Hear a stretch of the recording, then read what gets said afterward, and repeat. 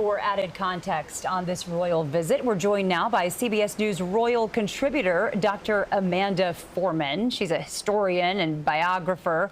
Dr. Foreman, how significant is this visit to the U.S., the first state visit as king and queen? For the U.S., this is incredibly important because at the moment, America has few international allies, and it is at a inflection point in its operations, military operations in the Middle East. And so for the King and Queen to be in the United States celebrating the 250th anniversary of Declaration of Independence, and for the speeches that they are making stressing continuity over any contemporary disagreements is huge. It's very important. Dr. Foreman, I'm curious to get your take about Prince Charles' role in all of this. You know, there was some dissent within the Parliament over in Britain and even amongst some of its citizens. Why are you sending our king there? Why are you sending him over to America to take pictures with their president during this time of turmoil? They've sent tariffs over here. They have been saying, you know, they're having harsh words about our prime minister with this war in Iran. And then they decide, you know, we need a bit of soft diplomacy, and King Charles is the man to do that. Yes, the two things. The first thing is that people on both sides of the Atlantic tend to either overestimate the power that the king has or underestimate the power that the king has.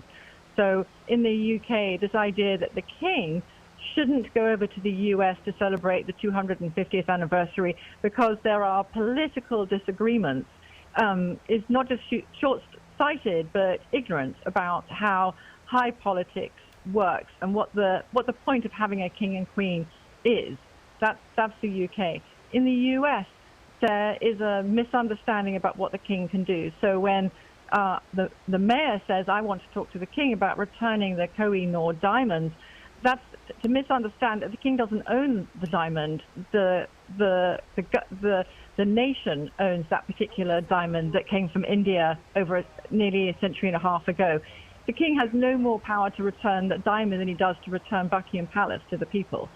So you have to kind of put it in perspective. That's number one. Number two is that when the king speaks, you should think of him as if he were Dumbledore in Harry Potter or Gandalf in Lord of the Rings, as the kindly, avuncular, older person who has seen everything, done everything, and is there simply to provide advice, wisdom, continuity, a connection to the past, and hopefully a reminder of what eternal values are. Well, you know, I'm sorry, Jessica, but you bring up a great point there, because if you look at the context as far as when it comes to world leaders, now I know that the king is not an elected official. He was born into this family. He succeeded when his mother passed, and he succeeded to the throne. But when you look at the experience, when you look at his resume, how many world leaders he has met in his lifetime, not just now as king, but all of those years he was Prince of Wales under his mother's reign, a 70-year reign that was. When you look at the context of that, I would argue that he is likely one of the most qualified world heads of state at this point in time. That's correct. The first time the king came to the United States, President Richard Nixon was in the White House. And in fact, the then Prince Charles was given a tour of D.C. by President Nixon's daughter, Patty. So he has literally seen in and out every president since 1971. And you're quite correct that what is King Charles's role now? He is the keeper of the memories. This man holds the nation's collective memories in his head and his heart, both in the UK and in the US. And that is what he said in his speech to Congress yesterday, when this man of very simple Christian faith says, I pray in my heart every day for the continued health and prosperity of these two countries. He actually means it. Well, and just following up on that, given what you said about the global tensions right now and a lot of states and nations feeling not the most close relationship with the U.S., a lot of world leaders would not have decided to make this visit. Do you see this as King Charles blazing his own trail as a monarch in the world and saying, I'm going to do this, I'm going to make this choice, this is still an important relationship for me to maintain? Oh, absolutely. And what was fascinating about his speech to Congress was the shared values that he chose to bring up. So, for example, the rule of law, the Magna Carta, which is over 1,000 years old today, first document in the West to set out what people's rights are. So he was sending a very firm message, both at home and to the UK and here, which is remember the values that made us who we are. Rule of law. What we do is more important than what we say.